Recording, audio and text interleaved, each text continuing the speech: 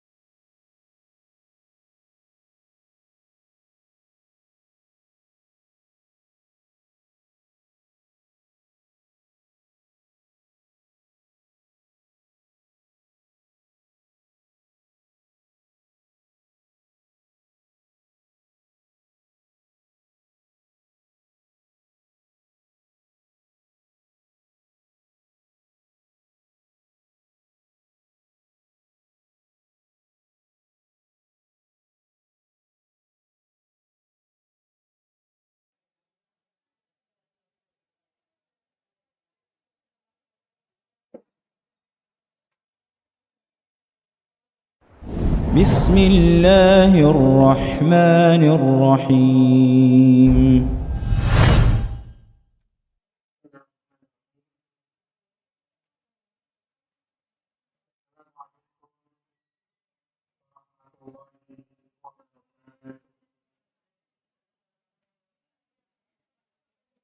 الحمد لله نحمده ونستعينه ونستغفره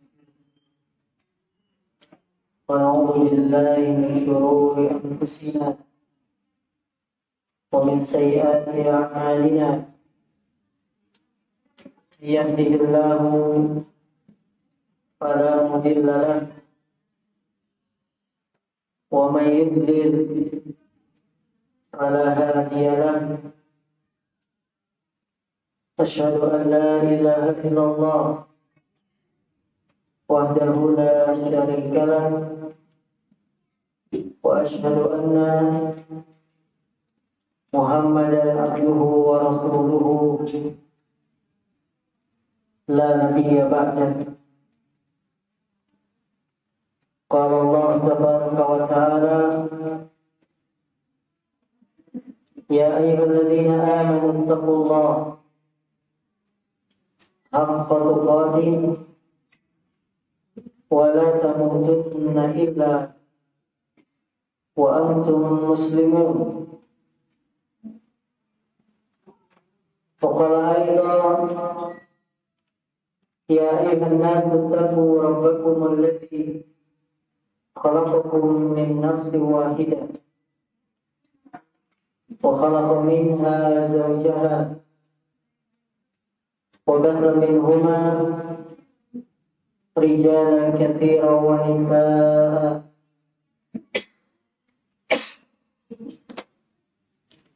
واتقوا الله الذي تساءلون به والأرحام إن الله كان عليكم رقيبا.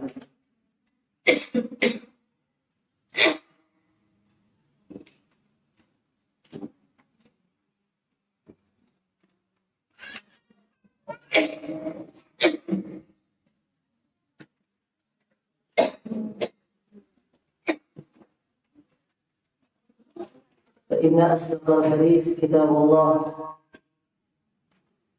وخير الهدي هدي محمد فإن كل محدثة بدعة وكل بدعة ضلالة وكل ضلالة في النار. Dari saudariku ukhti muslimah yang dimuliakan Allah Subhanahu wa taala, dalam biografi Imam Shuraih al-Qadi, Imam Shuraih adalah seorang ulama sekaligus hakim agung. Diceritakan oleh Imam Adz-Dzahabi bahwasanya Imam Shuraih pernah melakukan perjalanan ke sebuah daerah.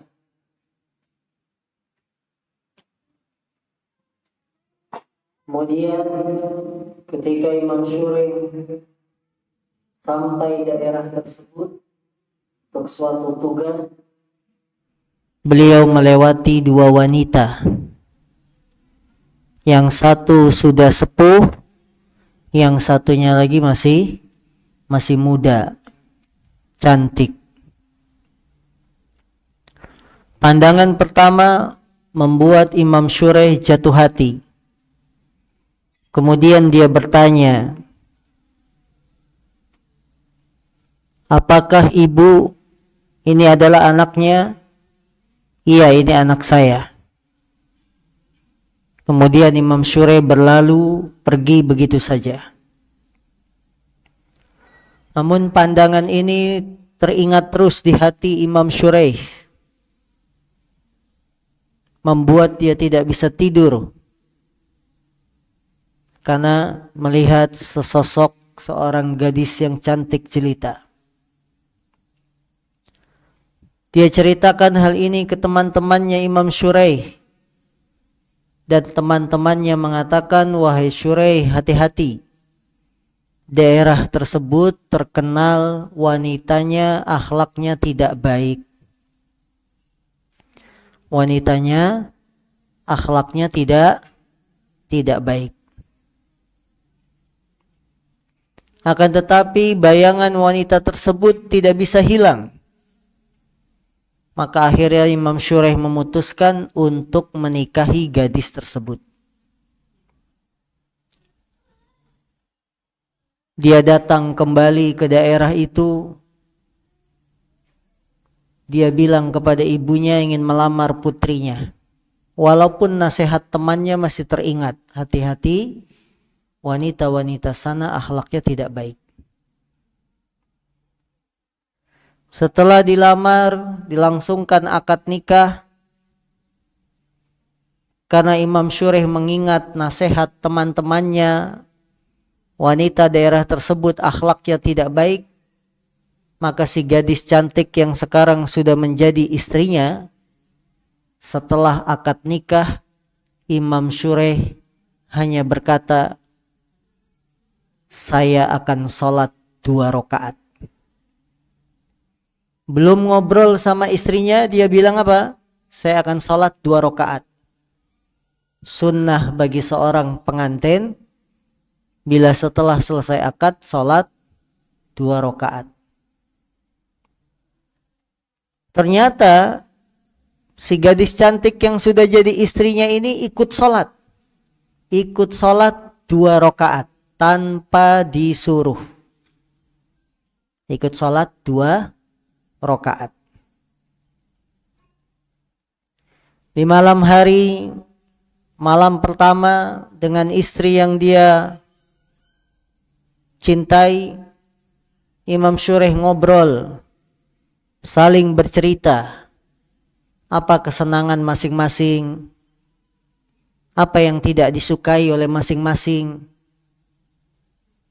Saling bercerita sambil saling menasehati. Besok pagi harinya, ibu mertuanya datang dan bertanya kepada Imam Syuraih, bagaimana istrimu? Yang tidak lain adalah putrinya. Maka Imam Syuraih menjawab, semoga Allah memberikan balasan yang banyak kepadamu, karena engkau telah mendidik putrimu menjadi istri yang baik, memberikan pelayanan yang terbaik. Ibunya bilang dalam hati, perasaan saya nggak pernah ngajarin apa-apa sama anak saya. Karena memang wanita daerah sana terkenal akhlaknya tidak baik. Kemudian Imam Syuraih bercerita tentang pelayanan istrinya. Maka si ibu berkesimpulan, putri saya sudah berubah. Dengan menikah bersama Imam Syuraih, seorang ulama hakim agung, putri saya berubah akhlaknya. Menjadi anak yang baik. Maka berjalanlah kehidupan rumah tangga Imam Syuraih dengan istrinya ini, dengan kehidupan rumah tangga yang baik. Ibu-ibu yang dimuliakan Allah, pelajaran apa yang bisa kita petik dari cerita ini? Yang pertama, bila kita menginginkan kebaikan istri, maka mulailah dari suami.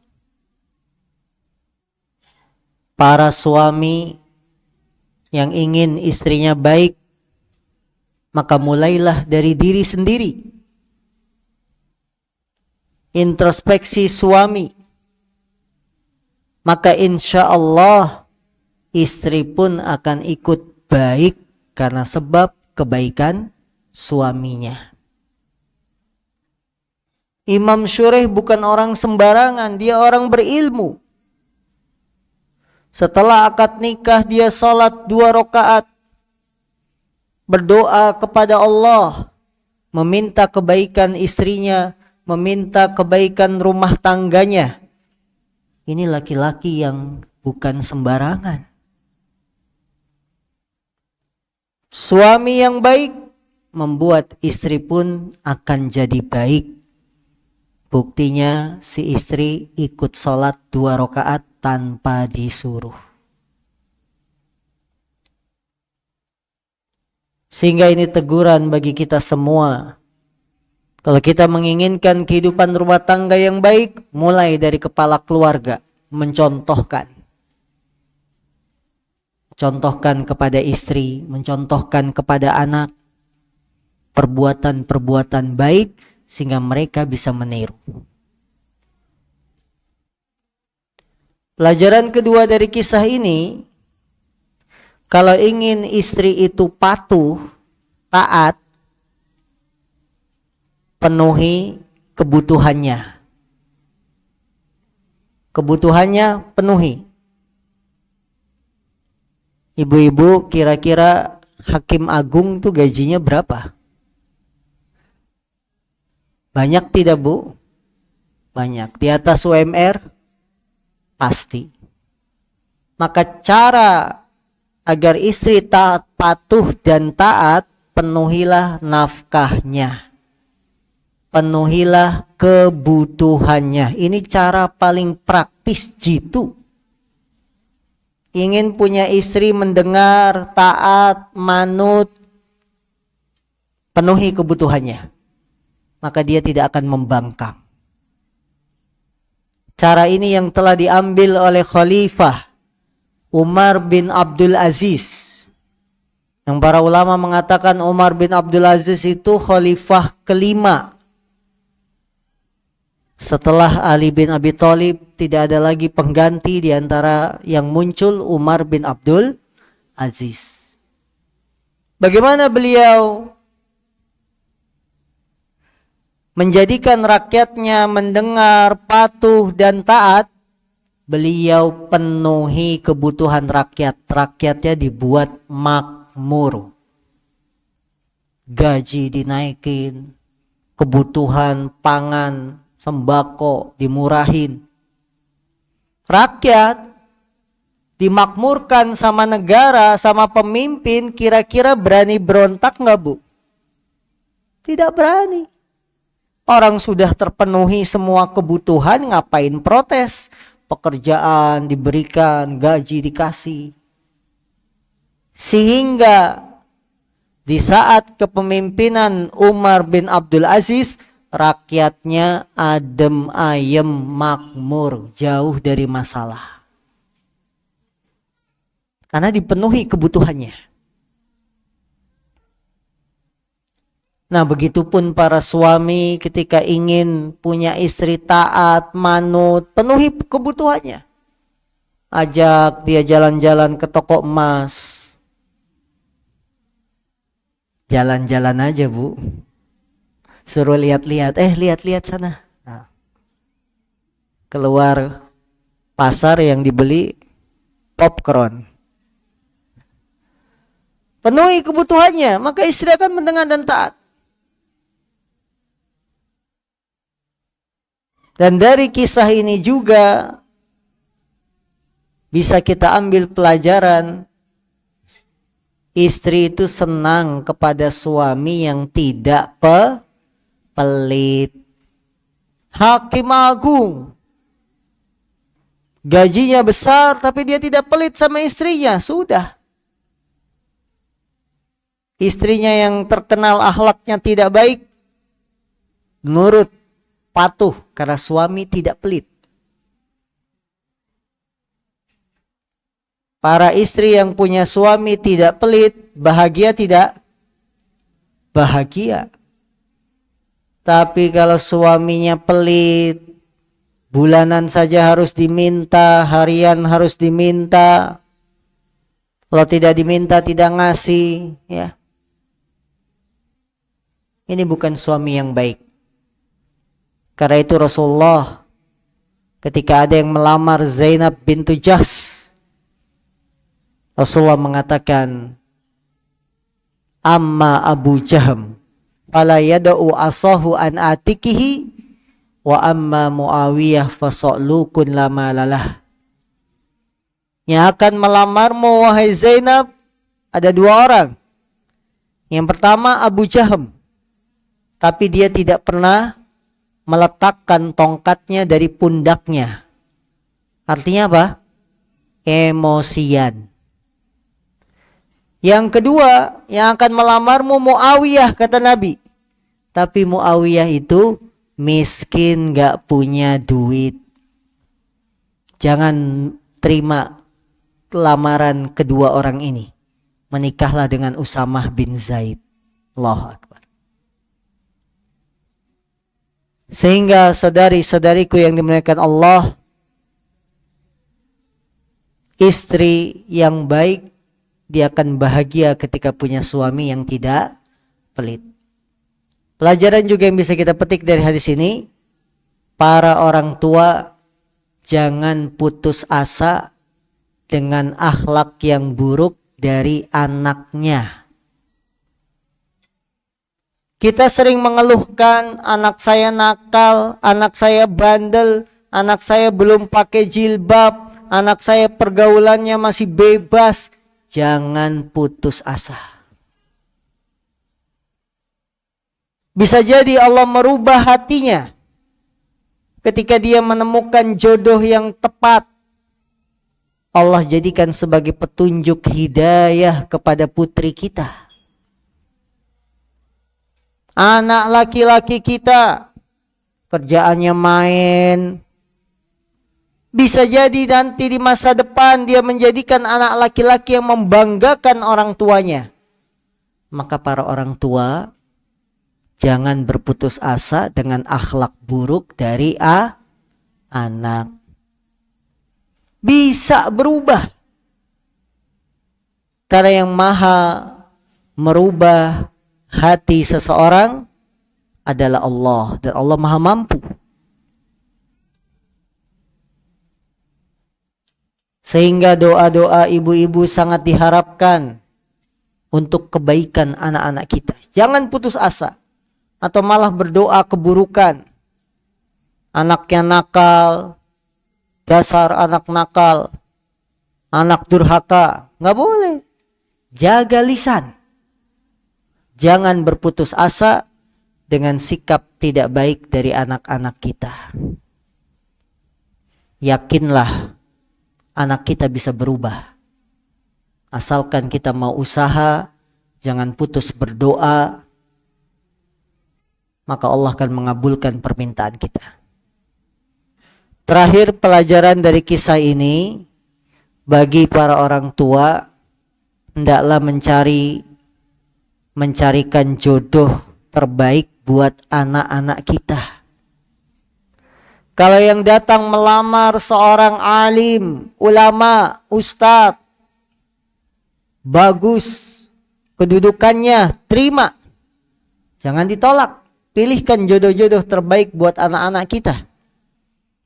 Laki-laki yang datang bagus agamanya, terima. Karena Nabi bersabda, "Idza ja'akum man tardawna dinahu wa khuluquhu fazawwijuh. Illa taf'alu fa fitnatun wa fasadun arid." Wahai para orang tua, apabila datang kepadamu laki-laki yang engkau ridhoi agama dan akhlaknya, maka nikahkanlah putri-putri kalian.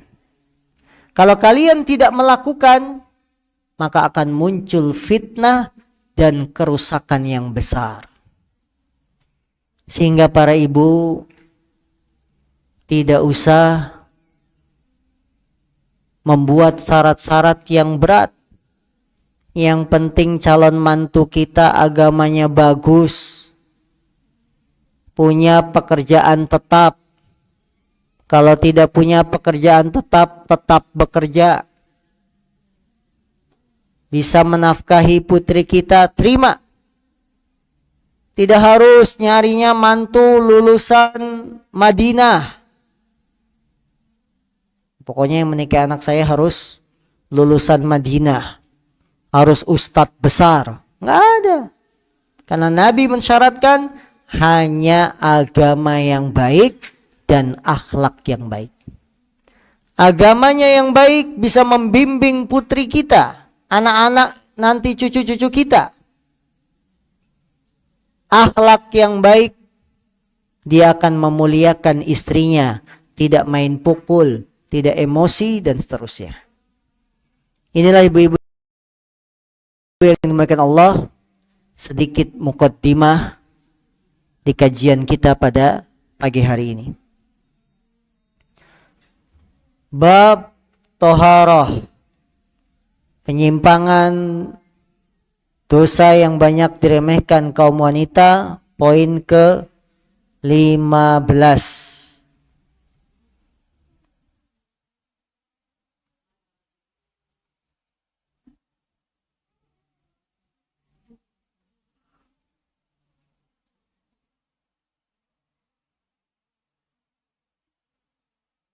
Meremehkan dalam urusan toharah. Salah satu perkara yang memalukan dan sering dikerjakan sebagian wanita adalah meremehkan dalam urusan toharah, bersuci. Acuh dan tak acuh untuk bersuci. Dari kencingnya, membersihkannya, dan tidak mengetahui bahwa hal itu merupakan salah azab kubur. Tidak hanya kaum wanita, kebanyakan manusia tidak perhatian dengan perkara toharoh. Yang laki-laki kencingnya berdiri, apalagi toilet-toilet sekarang yang bandara dan lain-lain berdiri, membuat cipratan air kencing mengenai celana. Atau ibu-ibu tidak perhatian dengan toharoh ketika haid nifas, yang seharusnya haid tetap sholat, yang seharusnya haid tidak sholat tapi dia sholat, yang seharusnya sholat sudah suci tapi malah tidak sholat, alasan masih ada flek. Maka ukhti muslimah, wajib bagi wanita belajar tata cara bersuci. Bagaimana ceboknya aman, tidak mengenai kaos kaki, celana, baju. Karena umumnya siksa kubur tidak perhatian dengan cipratan air kencing. Rasulullah sallallahu alaihi wasallam beliau bersabda, "Aktsaru adzabil qabri minal baul." Kebanyakan yang menyebabkan seorang mendapat siksa kubur karena dari air kencing, alias tidak hati-hati cipratan kencing. Bahkan Rasulullah SAW satu hari melewati kuburan dan Rasulullah mendengar penghuni kuburan itu sedang disiksa. Jadi Rasulullah jalan bersama sahabat melewati komplek kuburan, kemudian Rasulullah bilang, 2 penghuni kuburan ini sedang disiksa. Dan mereka disiksa di kuburan bukan karena urusan yang besar. Bukan karena urusan syirik, tidak sholat, bukan. Nabi bilang, adapun yang pertama karena tidak menjaga cipratan kencingnya. Adapun yang kedua, suka mengadu domba. Perhatikan, bagaimana Nabi bilang, yang pertama disiksa di dalam kubur karena faktor tidak menjaga cipratan kencing. Ibu-ibu yang dimuliakan Allah, air kencing itu najis. Walaupun cuma cipratannya yang sedikit. Kalau kita kena najis yang sedikit, harus dicuci, dihilangkan. Bukan malah dibiarkan.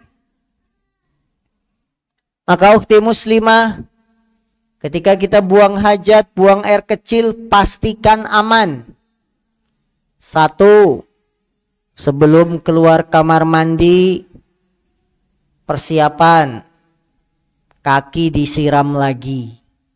Jangan-jangan ada cipratan air kencing.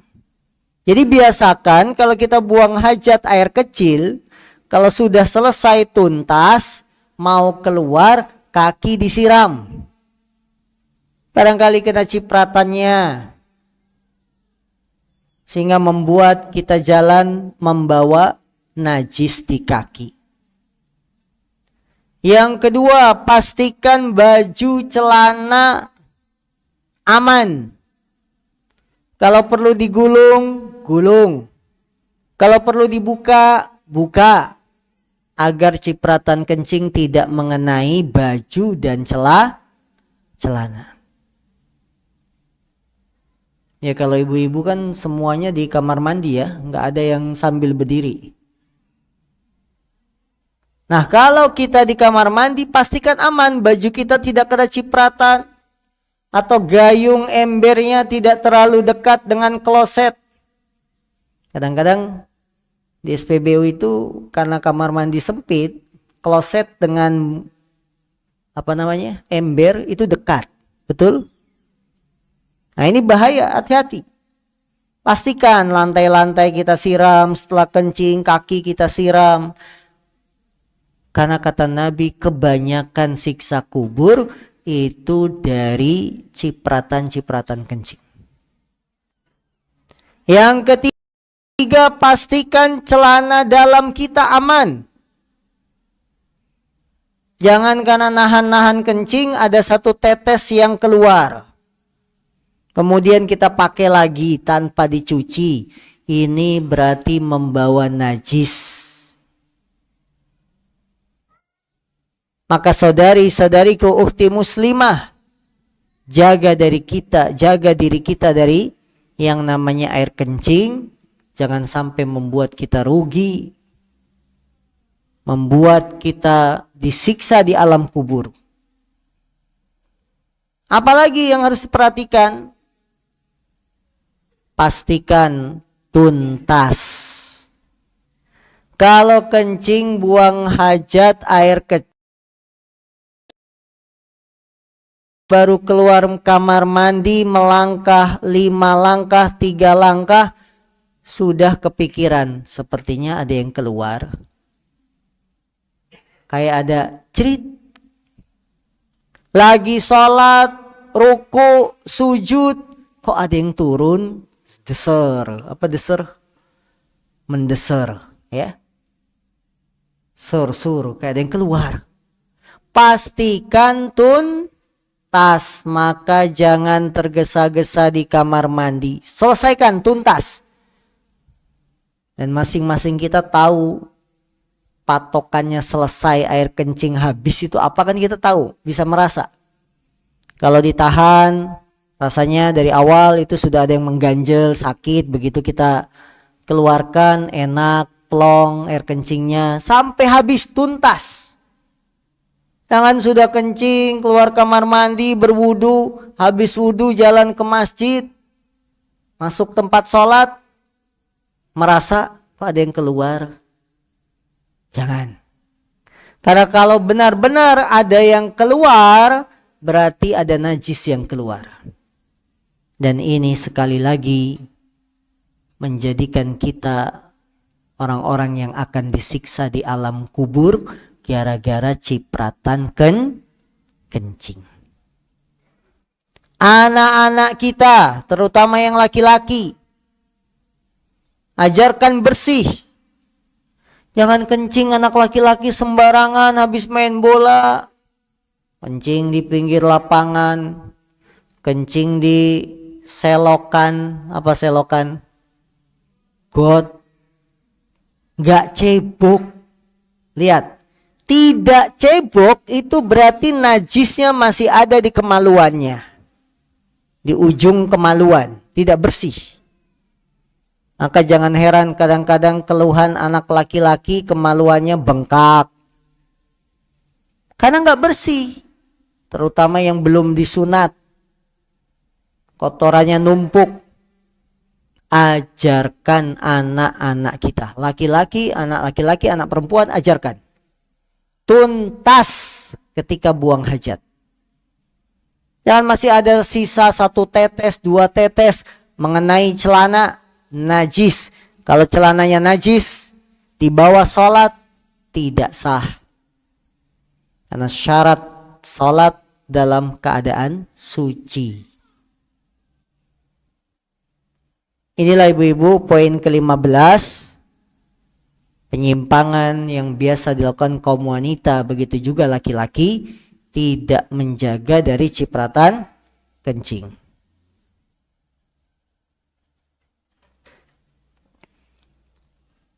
Ke-16, menggunakan sesuatu yang bisa menghalangi sampainya air ke anggota tubuh di saat berwudu dan mandi. Berkembangnya zaman membuat alat-alat kecantikan semakin berkembang dan maju. Hal-hal yang dulu tidak kita tahu, sekarang sudah ditemukan alat-alat kecantikan yang baru. Dulu kita tidak kenal, orang tua kita nggak kenal namanya setrika wajah.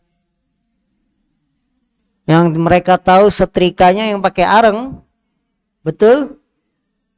Sekarang setrika ada wajah di setrika.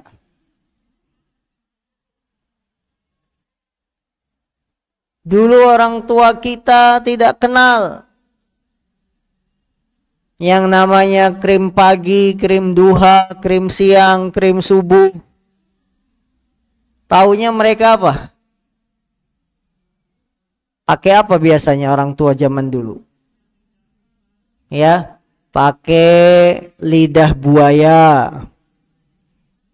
Yang asli-asli tumbuhan tanaman. Di antara alat kecantikan yang ditemukan zaman sekarang, ada bahan-bahan yang bisa menghalangi air ke anggota tubuh.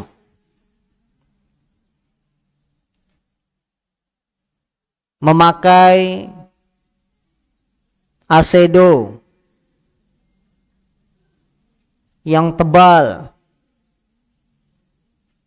membuat air tidak sampai mengenai kulit wajah. Terutama ketika di pesta-pesta nikah, didandani dengan dandanan yang tebal, air tidak tembus. Memakai cat-cat kuku yang terbuat dari bahan kimia tebal, tidak tembus air. Maka segala sesuatu apapun yang menghalangi air wudhu, air mandi sampai ke tubuh bisa berakibat fatal. Wudhu kita tidak sah, mandi wajib kita tidak sah, otomatis sholatnya tidak sah.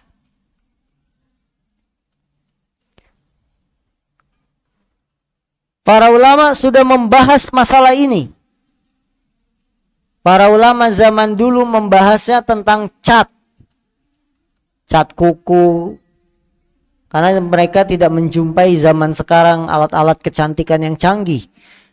Mereka membahas masalah ini, barang siapa yang berwudu di kulitnya ada cat,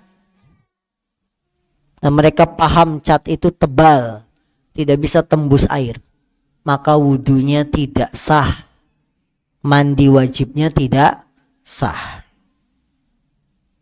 Di antara bentuk kekeliruan yang sering dilakukan sebagian wanita adalah menggunakan suatu yang bisa menghalangi sampainya air ke kulit di saat berwudu atau mandi besar karena junub, haid, atau nifas. Jadi ibu-ibu, kalau kita ingin dihias dengan bahan-bahan yang tebal tidak tembus air, itu usahakan sholatnya sudah tuntas. Sholatnya apa? Sudah tuntas. Kalau acara resepsi jam 2, kita jam 12 sudah sholat zuhur, sudah sholat asar, kemudian baru dihias. Sehingga benar-benar sholat kita sah. Jangan sudah dihias, pengen sholat, berwudu. Tidak bisa. Karena air dipastikan tidak akan sampai kena kulit. Sehingga tidak sah wudunya, otomatis sholatnya tidak sah. Bentuknya apa saja? Zat-zat yang bisa menghalangi air ke anggota tubuh, contohnya kuteks agar berkilau, ya, kuteks zaman sekarang. Yang boleh dari kuteks itu yang terbuat dari katam atau apa namanya, daun pacar, inai. Apabila pewarna kuku terbuat dari daun pacar, tidak ada masalah. Karena dia tipis dan tembus air. Maka itu yang dibolehkan oleh Rasulullah SAW. Krim-krim kosmetik, salep perawatan, skincare yang dioleskan di atas kulit sehingga menghalangi sampainya air ke kulit tersebut, ini juga nggak boleh. Bedak bedaknya bedak basah.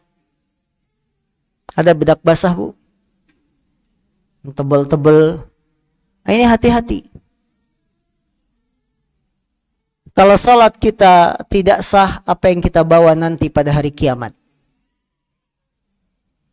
Alih-alih ingin cantik, di hari kiamat malah dapat siksa. Maka para wanita muslimah yang ingin berdandan, perhatikan etika aturan agama. Islam tidak melarang wanita tampil cantik, indah, berhias, berdandan. Tidak dilarang.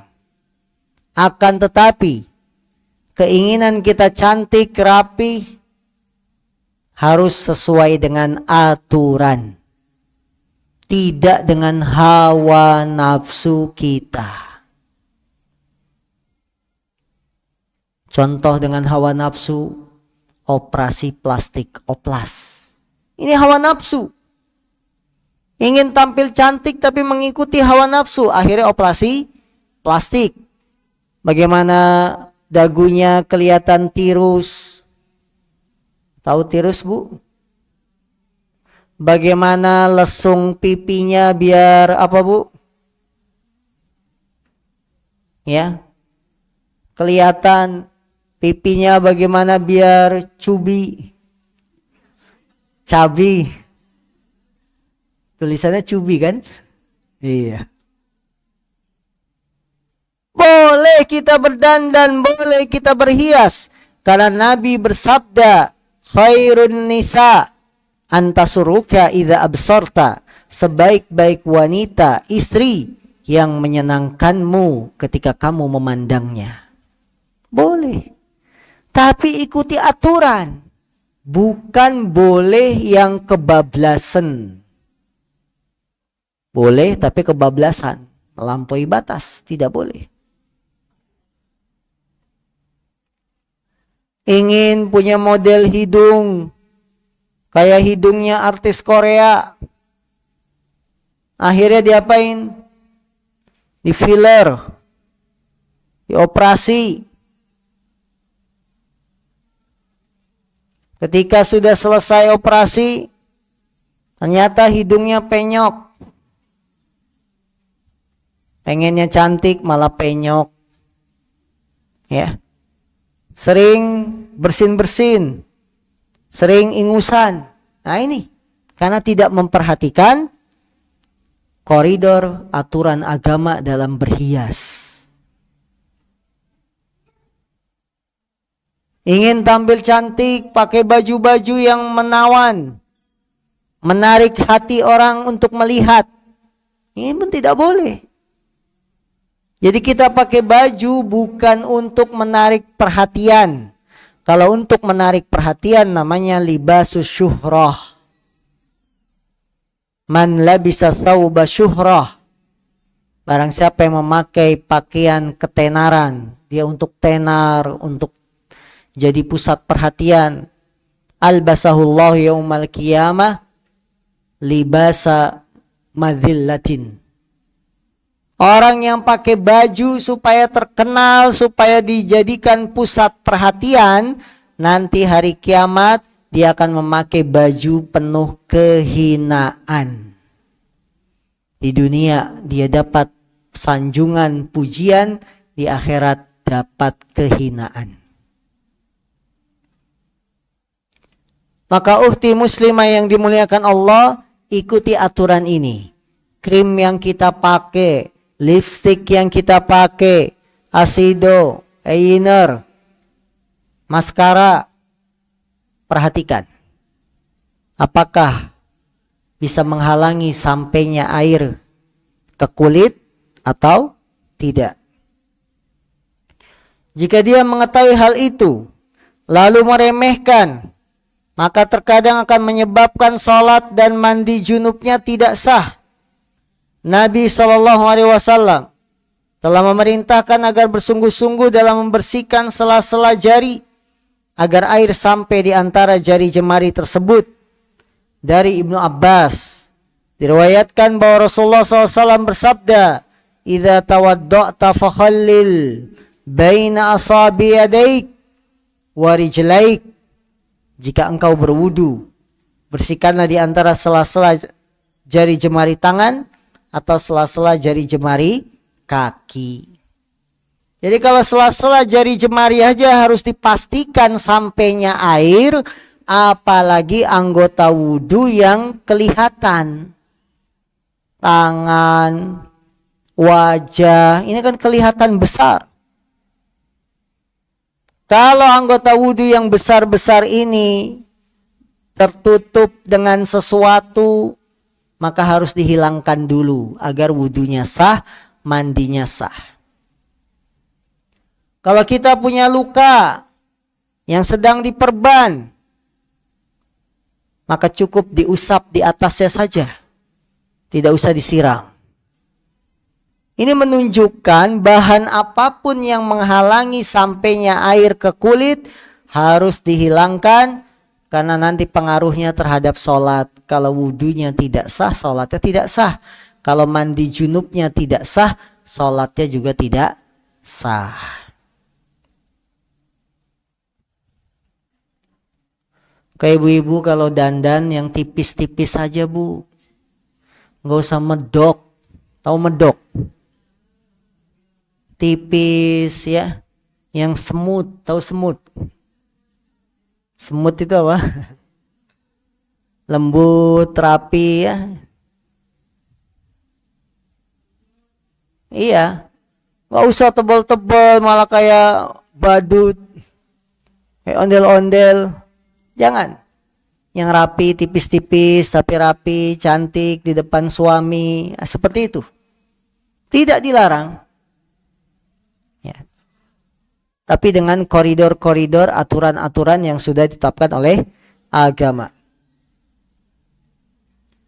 Maka demikian dia boleh menggunakan inai, daun pacar, atau yang semisalnya, atau yang semisal dengannya untuk mewarnai rambut atau kulit. Karena hal itu merupakan warna yang tidak menghalangi sampainya air ke kulit. Bahan-bahan yang dipakai buat rambut juga harus diperhatikan. Karena wanita ketika akan merubah warna rambutnya, misalkan rambut ibu-ibu, rambut wanita sudah beruban. Boleh ditutupi ubannya? Boleh, tapi jangan warna hitam. Kita milih cat rambutnya warna jingga. Tahu jingga? Jingga itu warna apa? Oranye. Perhatikan bahannya, dia terbuat dari apa? Apakah bisa tembus air atau tidak? Kalau tidak bisa tembus air, jangan dipilih.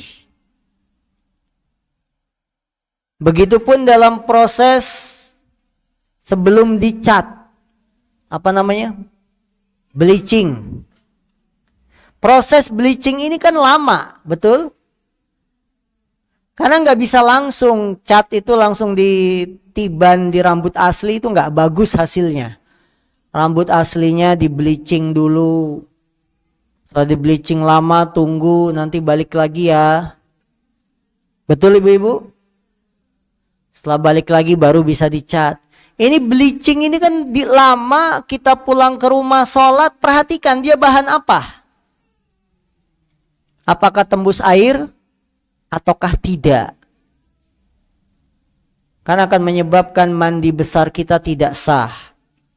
Kalau kita berhubungan dengan suami, habis berhubungan mandi, ternyata rambut kita ada zat-zat yang tidak tembus air, mandi junubnya tidak sah, otomatis sholatnya tidak sah. Ya, ini semua aturan dalam berhias.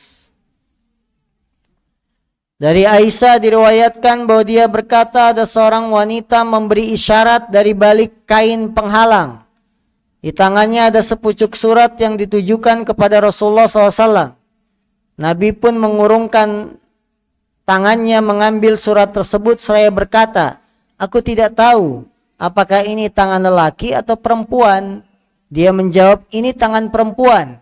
Maka beliau bersabda, lau kunti imro'atan lagoyerti atfaraki bilhinna. Andaikan kau itu seorang wanita, niscaya engkau akan mengubah warna kukumu dengan inai, daun pacar. Ini menunjukkan ibu-ibu boleh menghias kuku dengan cat kuku, tapi ambil dari daun inai yang tembus air. Dan memang wanita sifatnya berhias. Sampai Nabi tidak tahu ini tangan laki-laki apa perempuan. Kalau dia perempuan harusnya pakai cat inai, ya. Dari sini wanita boleh berhias, tapi diperhatikan alat untuk berhiasnya apakah halal ataukah haram. Apalagi zaman sekarang para ibu, banyak alat kosmetik yang abal-abal. Tahu abal-abal? Palsu. Bukannya cantik malah kulitnya kebakar. Nah ini, hati-hati. Maka serahkan kepada ahlinya. Jangan sembarangan. Li alat kosmetik hanya di kaki 5. Harga murah. Tidak. Karena kulit kita, wajah kita, amanah pemberian dari Allah. Harus dijaga. Jangan sampai amanah dari Allah berupa kecantikan, kulit yang bagus, rusak gara-gara tindakan kita pribadi. Karena kita adalah makhluk yang diciptakan Allah. Kita tidak bebas mengatur diri kita. Ada hal-hal yang harus kita terima. Ingin cantik, operasi plastik, tidak boleh. Ingin ganteng, operasi plastik, tidak boleh. Ingin diterima masyarakat, operasi rubah mengganti jenis kelamin, boleh? Tidak. Jadi ada hal-hal yang memang tidak bisa dirubah karena amanah dari Allah. Keriput-keriput bisa dirubah ibu-ibu? Bisa, tapi nanti keriput lagi. Nggak permanen? Boleh. Karena sifatnya sementara, bukan permanen. Karena ini sesuatu yang memang takdir begitu. Sudah tua keriput, masa mau 60 kayak anak 20 tahun? Nggak bisa, ditutupin pakai semen juga kelihatan keriputnya. Ini menunjukkan para ibu yang dimuliakan Allah, berhias itu dibolehkan, namun ada aturan dan undang-undang yang harus kita perhatikan. Yang ke-17.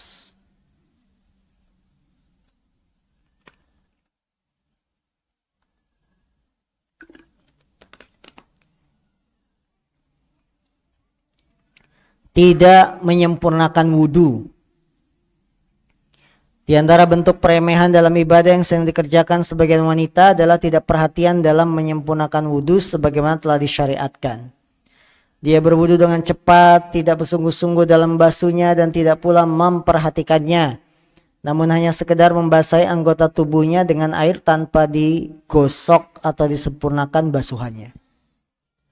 Kadang-kadang kalau di tempat umum, para wanita berwudu ketika sampai kepala hanya diusap bagian depannya saja.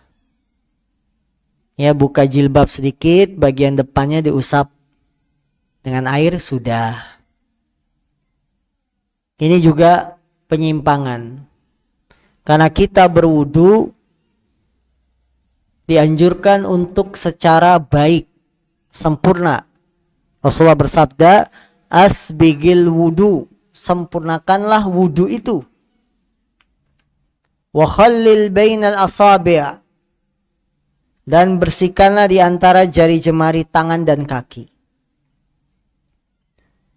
Maka para ibu, walaupun anak nangis, kita masih dalam keadaan berwudu, jangan cepat-cepat, biarin anak nangis, berwudu. Jangan ada yang ketinggalan. Yang paling sering bagian tumit belakang. Belakang dari kedua mata kaki, itu namanya apa? Tumit ya. Ini kadang tidak kesiram air. Kalau ada anggota wudu tidak tersiram air, Nabi bersabda, wailul lil aqabi minan nar. Celakalah orang-orang yang lalai mencuci tumit-tumitnya. Nabi mengucapkan sampai 3 kali.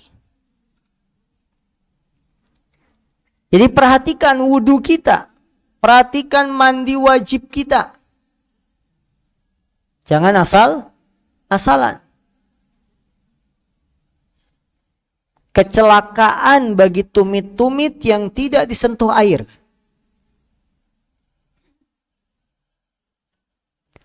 Atau ketika mandi wajib. Wanita haid ketika suci maka mandi wajib. Dan dia dilepas gelungan rambutnya. Karena dengan melepas ikatan rambut bisa memastikan air itu kena kulit-kulit kepala. Maka jangan asal-asalan ketika kita mandi wajib ada menyela-nyela kulit kepala 3 kali. Ini harus betul-betul sampai airnya kena kulit. Kalau untuk mandi junub, yang mandi junub itu lebih sering. Kalau haid kan sebulan sekali. Mandi junub boleh ikatan rambut, gelungannya tidak dilepas. Boleh. Karena kalau harus melepas ikatan rambut menyulitkan. Mandi junub itu lebih sering daripada mandi suci dari haid. Sehingga para ibu yang dimuliakan Allah Subhanahu wa taala, berwudu ini adalah gerbangnya untuk sholat. Kalau gerbangnya rusak, wudunya rusak, sholatnya ikut rusak.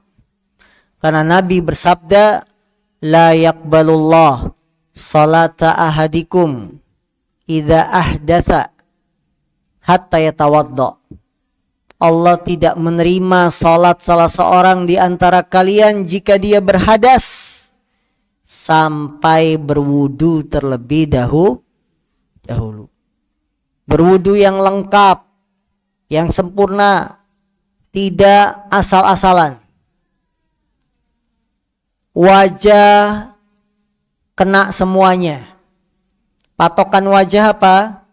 Tempat tumbuhnya rambut di atas kening, turun ke bawah sampai dagu. Itu wajah. Ke samping dari tulang telinga kanan ke kiri. Itu wajah. Maka pastikan wajah kita semuanya terkena air. Bahkan laki-laki yang berjenggot disunnahkan menyela-nyela jenggotnya. Supaya airnya itu masuk, pasti kena kulitnya. Itu batasan wajah. Maka para wanita muslimah kalau berwudu, mengusap wajah, hati-hati. Semuanya harus kena. Kemudian Rasulullah bersabda, tanhakunnal asabi' bituhur aw la tanhakunnahan nar. Kamu mau bersusah payah membersihkan jari jemari atau kamu akan bersusah payah di neraka nantinya. Ini peringatan bagi kita semua agar tidak meremehkan dalam masalah wudu. Yang terakhir ke-18, tidak mandi junub ketika mendapatkan air mani setelah bermimpi. Ibu-ibu yang dimuliakan Allah,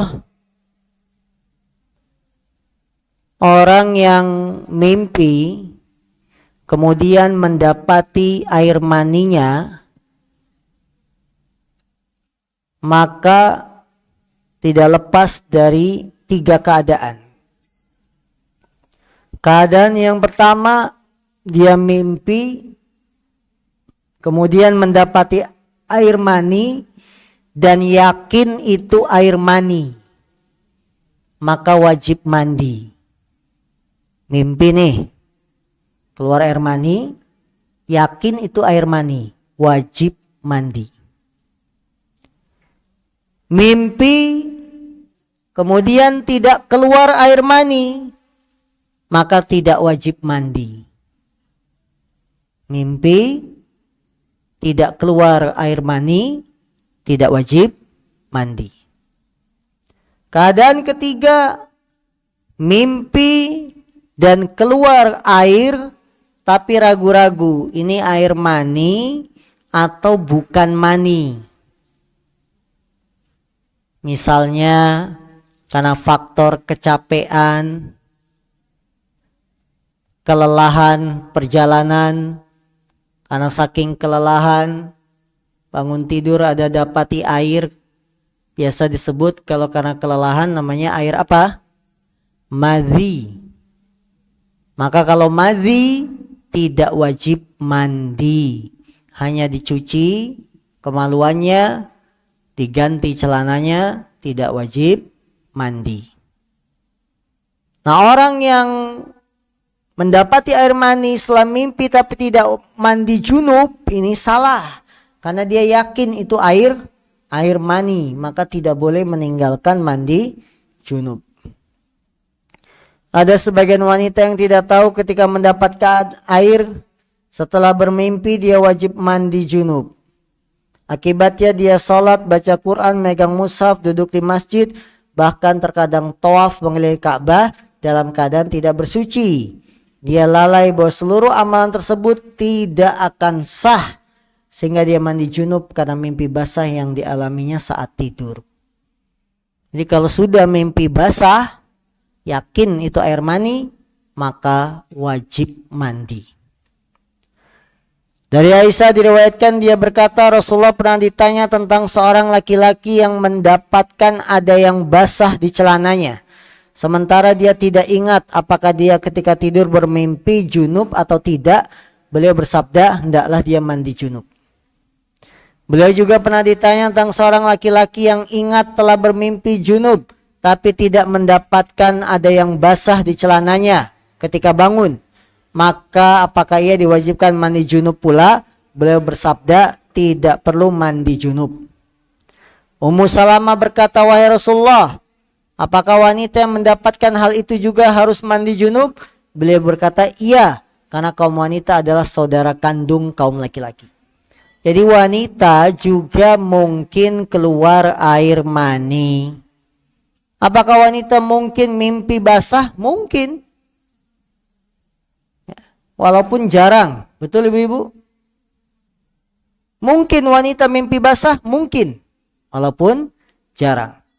Kalau kejadian mimpi basah, keluar air mani, maka dia wajib mandi. Dari Ummu Salamah diriwayatkan bahwa dia berkata, Ummu Sulaim pernah datang menemui Rasulullah kemudian berkata, wahai Rasulullah, sungguhnya Allah tidak malu terhadap kebenaran. Apakah seorang wanita harus mandi junub apabila dia mimpi basah? Beliau menjawab, iya, jika dia melihat air mani. Jadi kalau mimpi tidak keluar air mani, maka tidak perlu mandi junub. Tapi kalau mimpi sampai basah, keluar air mani, maka wajib mandi junub. Baik, ada pertanyaan sampai sini? Silakan.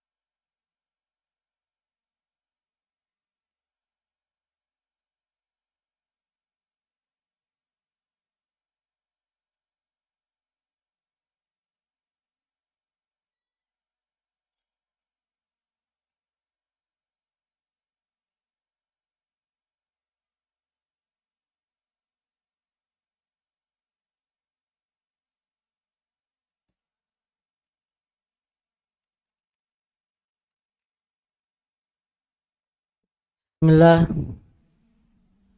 Semoga Ustadz selalu dalam penjagaan Allah Ta'ala, selalu dalam keberkahannya, amin. Ustadz izin bertanya, saya biasa datang bulan haid siklusnya 6-7 hari, tapi ini hanya 4 hari sudah stop. Setelah saya sudah menjalankan sholat selama 1 pekan, keluar lagi darah seperti darah haid, tapi tidak banyak, lebih seperti keputihan biasa tapi bentuknya darah. Kalau seperti ini bagaimana hukumnya ya Ustadz? Baik, ibu punya kebiasaan haid 6-7 hari. Ketika 4 hari stop, apakah ibu sudah melihat tanda suci? Tanda suci itu ada 2. 1, bersihnya kemaluan dari cairan apapun. Kalau kita usapkan dengan tisu kering, kain kering, maka tidak ada cairan apa-apa. Itu berarti sudah suci dari haid. Tanda haid yang kedua, tanda suci dari haid, melihat qasah al-baydha. Apa itu qasah al-baydha? Cairan putih yang lengket. Tanda suci dari haid. Kalau salah satu tanda ini sudah ada, maka Anda sudah suci. Tapi kalau belum melihat salah satu dari 2 tanda ini, jangan tergesa-gesa. Jangan tergesa-gesa. Sampai benar-benar salah satu dari 2 tanda suci kita dapati. Ya. Nah, kalau ibu sudah mendapati tanda suci, taruhlah hari kelima dapat tandanya suci, maka apa yang keluar setelah suci tidak dianggap haid. Dia hanya ngeflek itu tidak dianggap haid karena keluar setelah suci. Ini harus diperhatikan. Apakah berdosa apabila seorang ibu di rumah memakai daster terus-terusan, namun pada saat keluar rumah dalam keadaan rapi?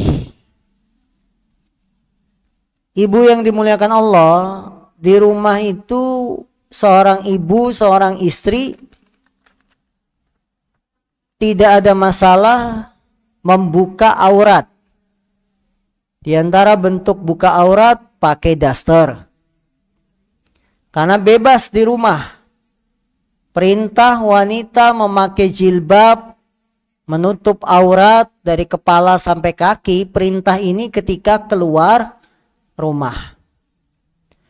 Ibu-ibu di rumah pakai daster dosa tidak? Tidak dosa. Walaupun kelihatan ya dasternya pendek di atas lutut, boleh. Tapi diusahakan rapi.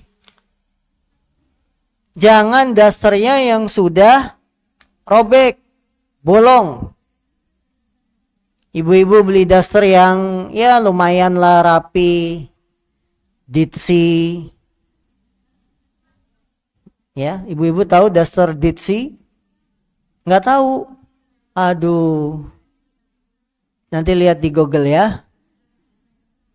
Bahannya enak, adem, cantik-cantik. Kencana ungu tahu? Tahu. Kalau beli kencana ungu, yang grade-nya paling tinggi itu yang warna ungu. Kalau di kerah itu kan ada apa di kerah itu biasanya? Labelnya itu yang ungu, jangan yang merah sama hijau. Yang merah hijau cepet robek. Yang awet yang ungu. Pengalaman jualan. Jadi yang rapi. Boleh pakai daster, cuma rapi, cantik ya. Dan modelnya jangan yang kalong terus.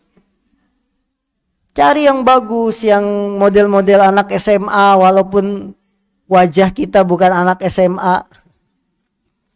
Nah ini, demi menyenangkan siapa? Suami. Suami senang betah di rumah. maka ibu-ibu dapat pahala. Ibu dapat pahala. Jadi tidak dosa. Mau pakai baju-baju yang lain, you can see, boleh. Mau pakai baju-baju yang bagus di rumah, boleh. Tidak ada masalah. Tapi kalau keluar rumah, harus menutup aurat.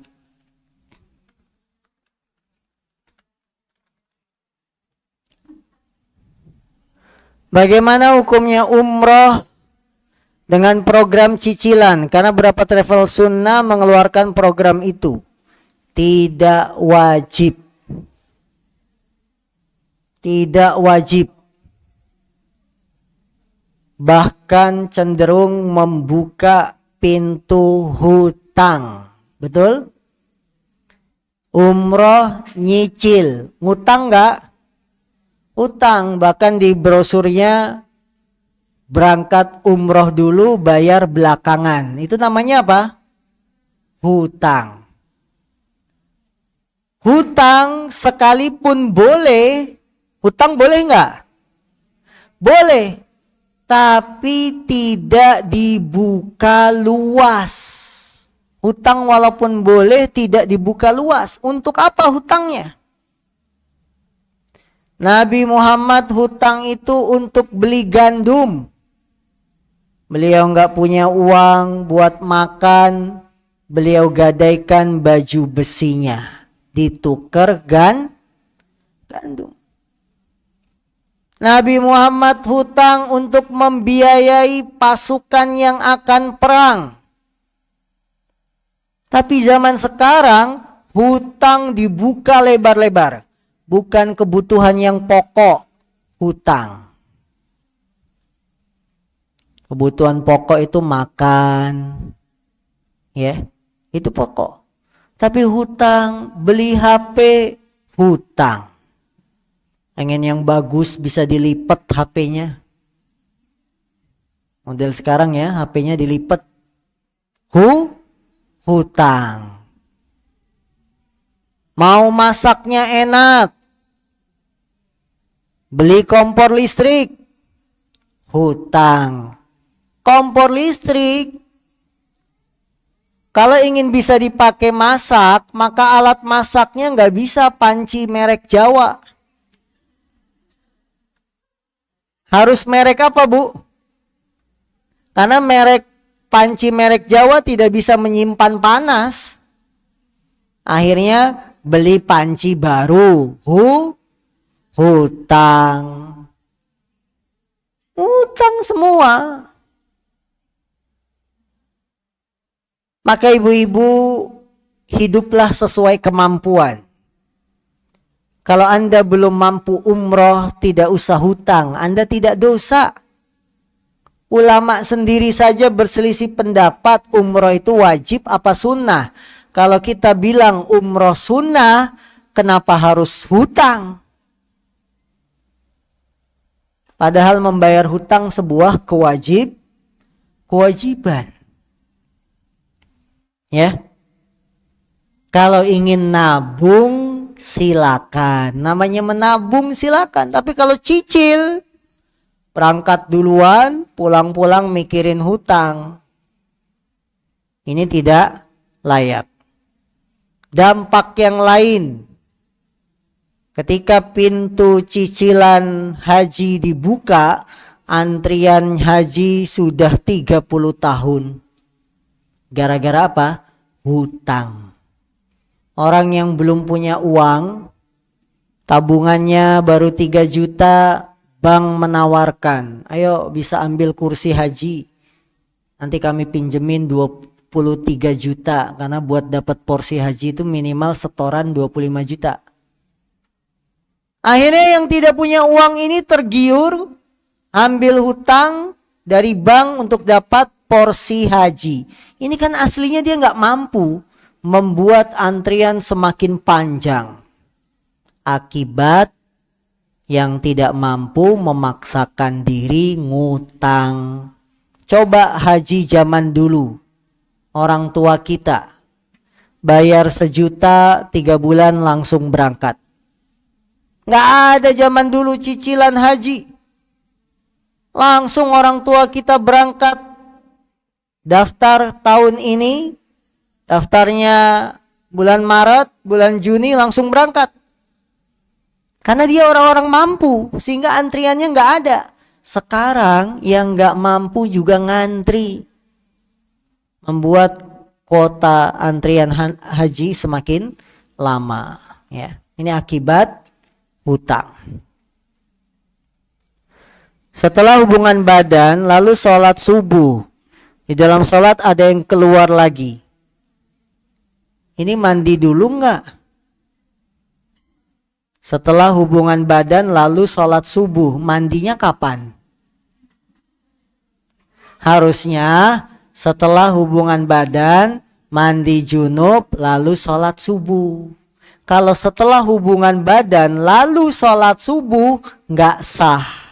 Karena belum mandi. Ya, mudah-mudahan ini udah mandi. Di dalam sholat ada keluar lagi. Apakah batal? Tidak batal. Tidak batal. Ya, dengan syarat ibu sudah mandi ya. Kalau belum mandi tidak sah.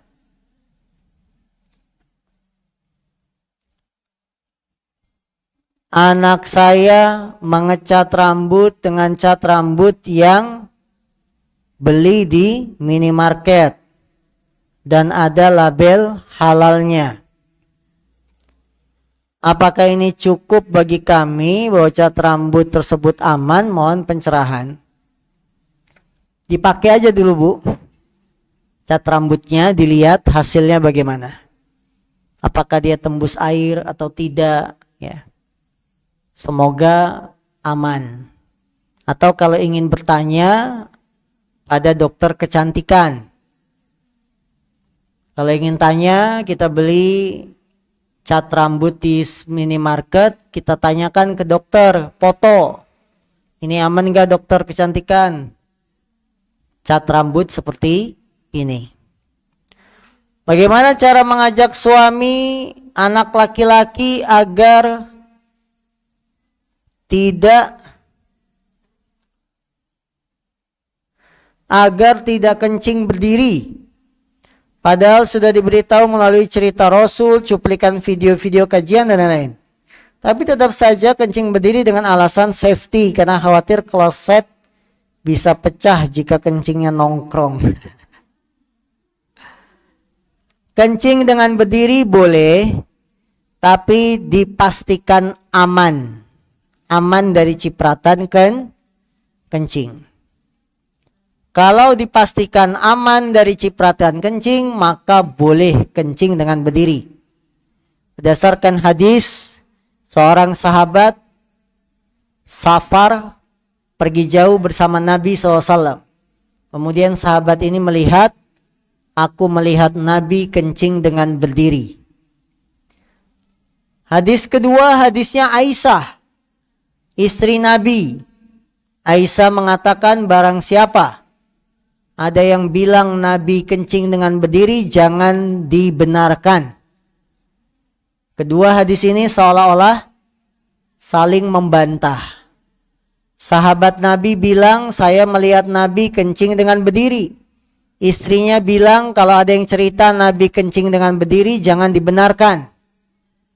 Para ulama mengatakan, ucapan Aisyah, barang siapa yang menceritakan Nabi kencing dengan berdiri jangan dibenarkan, ini sepengetahuannya Aisyah saat di rumah.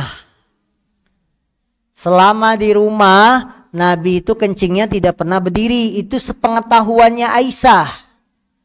Padahal Nabi pernah kencing berdiri dalam satu perjalanan yang saat itu Aisyah tidak ikut. Sehingga bisa diambil hukum kencing dengan berdiri kadang-kadang boleh, asalkan aman dari cipratan kencing. Assalamualaikum warahmatullahi wabarakatuh. Waalaikumsalam warahmatullahi wabarakatuh. Ustadz, para ulama kaum muslimin, bagaimana hukumnya membantu di acara walimah yang hadir ada musiknya atau campur baur? Ibu bantunya sampai akad nikah aja. Habis akad nikah pulang. Karena kalau sampai akad nikah itu belum ada musik. Ya, organ tunggalnya belum mulai. Betul? Ada nggak organ tunggal mulai saat suaminya bilang saya terima nikahnya genjreng? Ada? Nggak ada. Justru si penghulu akan bilang mohon tenang. Jangan berisik, ini sakral. Supaya si pengantin fokus ngucapin akad nikah. Jadi caranya kita bantu sampai selesai akad nikah. Ibu rapihin piring, ibu beresin meja segala macam, pokoknya sudah maksimal. Habis akad nikah kita izin. Mohon maaf ada acara. Ya, itu supaya kita tidak ikut dalam dosa. Orang tua saya, ibu saya sudah berumur 80 tahun lebih. Saya ingin daftarkan haji untuk beliau dengan ditemani kakak laki-laki saya. Awalnya dia semangat, begitu mau urus surat-surat, beliau tiba-tiba bilang gak usahlah. Ibu sudah tua, jalan pun sudah mulai gak kuat, tambah lagi antri haji juga lama. Anak pun mampunya daftarkan yang reguler. Ibu bilang kalian aja yang berangkat, badalkan saja ibu. Apakah orang yang masih hidup boleh dibadalkan hajinya Ustadz? Boleh, kalau ada uzur. Orang yang masih hidup kita gantikan, badal itu kan digantikan, diwakilkan hajinya boleh kalau ada uzur. Termasuk uzur jalannya sudah lambat, jalannya sudah lemah, fisiknya lemah. Kalau saya boleh sarankan, ibu daftarkan umroh. Jadi dana hajinya itu buat umroh, karena umroh itu nggak pakai ngantri. Daftar sekarang 2 minggu ibu berangkat. Karena prosesnya cuma bikin paspor. Paspor itu selesai 4 hari kerja. Setelah 4 hari kerja kita terima paspor, datang ke travel, serahkan paspor, serahkan kakak, KTP, foto, sudah bisa berangkat. Jadi lebih baik umroh demi menyenangkan orang tua, temani dengan kakak. Kalau haji reguler saya tidak sarankan. Ya kalau mau haji, hajinya haji furoda yang langsung berangkat. Kalau tidak mampu, maka dialihkan ke umroh. Karena untuk daftar haji dapat kursi 25 juta dan 25 juta berangkat umroh bisa, sangat bisa. Zikir pada Allah Ta'ala dan salawat kepada Nabi Muhammad, kalau misalkan kita baca 100 kali atau lebih dari 100 kali atau kurang dari 100 kali setiap hari, bagaimana Ustaz? Boleh. Bagaimana mengaplikasikan yang terkadang kita pas lagi baca dijeda karena satu hal. Kemudian lanjut lagi, bahkan terkadang kita lupa bilang sudah tidak dibaca. Enggak ada masalah. Zikir itu bisa secara umum. Allah SWT berfirman, Wadkurullah qiyama wa qu'uda wa ala junubikum. Zikirlah kalian kepada Allah dalam keadaan berdiri, duduk, berbaring. Setiap keadaan. Ya. Bilangannya semampu kita. Ya, tidak harus dihafal sudah sampai bilangan berapa. Saya sudah 52 tahun, sudah 9 bulan tidak haid. Saya pikir saya sudah menopause. Tapi kemudian 2 hari ini baru keluar lagi seperti haid. Apakah ini haid atau istihadah Ustaz? Untuk menjaga kehati-hatian saya tetap sholat, tapi mendengar tadi tentang hukum azab kubur, saya jadi takut. Apakah ini haid atau istihadah? Apakah ibu bisa membedakan darah haid dengan darah istihadah? Darah haid cirinya merah kehitam-hitaman pekat, baunya tidak enak. Darah istihadah merah segar, bukan hitam pekat, merah segar, dan tidak sebau darah haid. Darah haid keluar rutin sebulan sekali. Darah istihadah bisa setiap saat, kapanpun. Tidak ada rutinitas sebulan sekalinya. Jadi perhatikanlah perbedaan antara darah haid dengan istihadah. Flek coklat efek dari KB. Apa harus mandi atau tidak? Kalau bertepatan dengan waktu haidnya, maka dianggap haid. Tapi kalau tidak bertepatan dengan waktu haidnya, maka dia istihadhah, bukan haid. Batas lamanya haid berapa hari? Anak saya kalau haid kadang 10 hari. Saya suruh hadas dan sholat, nggak lama keluar lagi. Apakah harus hadas lagi? Batasan lama haid tidak ada batasnya.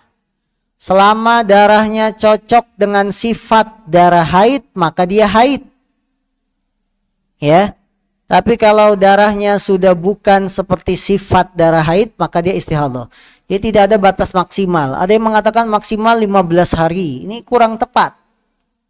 Selama sifat-sifat darahnya seperti darah haid, maka dia dihitung haid.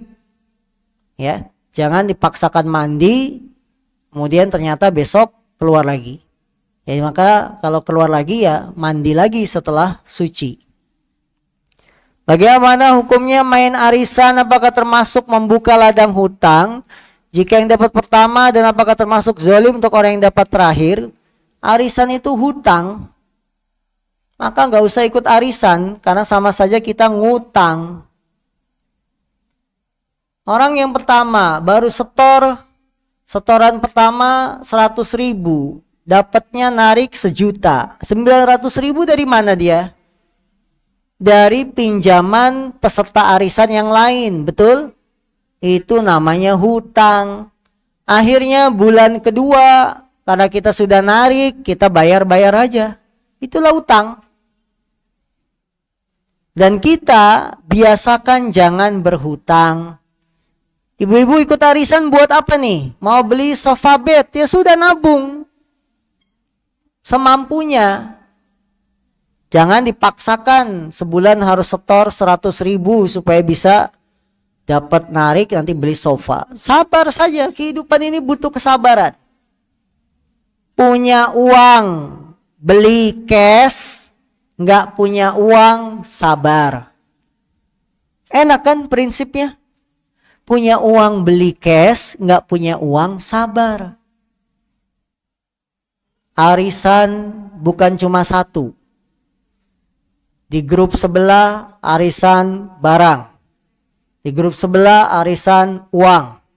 Di grup alumni arisan piring. Terus pusing kita. Tiap bulan cuma untuk bayar hutang sana, hutang sini. Ibu-ibu kalau ditanya enakan punya hutang sama tidak punya hutang, enak mana? Tidak punya damai. Coba sekarang yang punya sangkutan arisan diselesaikan. Enak, sholat tenang, adem, gak mikirin hutang. Ya, enak. Ini awal bulan pusing, ngangsur ini, ngangsur itu. Ngangsur nyicil HP, ngangsur ngisir kendaraan, belum lagi arisan. Habis hidup kita capek untuk dunia. Andaikan pikiran kita maksimalkan untuk baca Quran, pikiran ini kita maksimalkan untuk menolong agama, tentu itu lebih baik daripada capek mikirin hutang. Ya, jadi arisan itu hutang, walaupun ulama yang lain mengatakan boleh, tapi yang lebih aman, lebih hati-hati, kita tidak usah memaksakan sesuatu yang bukan kemampuan kita. Subhanakallahumma wa bihamdika asyhadu an la ilaha illa anta astaghfiruka wa atubu ilaik. Walhamdulillahirabbil alamin. Assalamualaikum warahmatullahi wabarakatuh. Bismillahirrahmanirrahim.